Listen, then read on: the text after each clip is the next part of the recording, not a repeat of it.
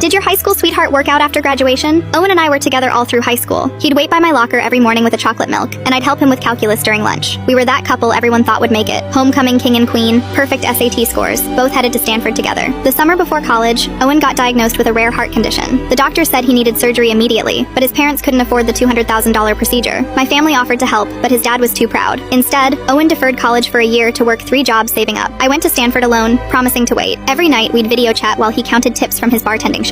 Sometimes he'd fall asleep mid-conversation, exhausted from working 18-hour days, but he never complained. Just 10 more months, he'd say, showing me his savings spreadsheet. Then one day in February, Owen stopped answering my calls. His mom finally picked up, crying. He'd collapsed at work. The hospital said he needed surgery within 48 hours or his heart would fail. They were still $43,000 short. I immediately withdrew from Stanford and emptied my college fund. My parents were furious. They'd spent years saving that money, but I didn't care. I drove 16 hours straight back home, only stopping for gas. When I got to the hospital, Owen's bed was empty. The nurse said he'd checked himself out an hour ago, leaving a note saying he couldn't let me sacrifice my future for him. His phone was off, and his parents had no idea where he went. I spent 3 days searching everywhere. His work, our old hangout spots, even the treehouse where we had our first kiss. Nothing. Then at 2 a.m., my phone lit up with a text from an unknown number. Meet me at Carl's Diner. Come alone. It was Hannah, Owen's supervisor from the bar. She looked terrible, like she hadn't slept in days. Owen's been sleeping in the bar's storage room, she whispered. He made me promise not to tell anyone, but last night he started coughing up blood. I raced to the bar and found him unconscious behind stacks of liquor boxes. His skin was gray, his breathing shallow. The ambulance got there in 4 minutes, but it felt like hours. At the hospital, the doctor said Owen's heart was failing fast. They needed to operate immediately, with or without full payment. I handed over my entire college fund, $157,000. It still wasn't enough. That's when Hannah walked in, holding a duffel bag. The bar's security cameras caught everything last night, she said. I showed the owner the footage of Owen collapsing. He's covering the rest of the surgery. The operation took 11 hours. When Owen finally woke up, he was devastated about my college fund. He tried to break up with me, saying I deserved better than a broke burden. I shut him up by showing him my Stanford acceptance letter. They'd agreed to defer my enrollment for a year. We both started Stanford the following fall. Owen worked part-time at the campus coffee shop to slowly pay me back, even though I told him not to. Every paycheck, he'd leave cash in my textbooks with little notes, for believing in me when I didn't believe in myself. Last month was our 10-year reunion. Owen proposed in front of our old lockers, pulling out that first chocolate milk carton he'd ever given me. Inside was a ring and a bank statement showing he'd finally paid back my college fund. But the real surprise? He'd also been secretly saving for the past decade. There was enough for both our future kids to attend college. I promised myself I'd never let our children wonder if they're worth investing in, he said. Then he turned to our old calculus classroom and waved. Our families streamed out, everyone who'd helped save his life that night. Even Hannah had flown in from back home. We're getting married this spring. The ceremony will be at Carl's Diner, where we almost lost everything but found something worth fighting for instead.